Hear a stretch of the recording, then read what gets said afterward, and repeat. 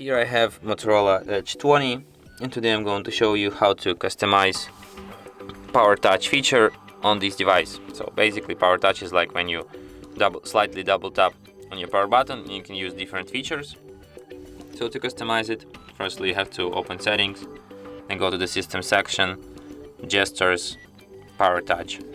Firstly you have to enable it, then go to its settings, and here you can use different apps, tools.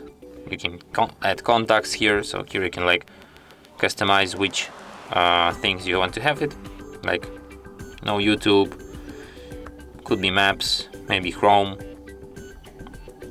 and you have a lot of different features here, as you can see, like different apps and tools.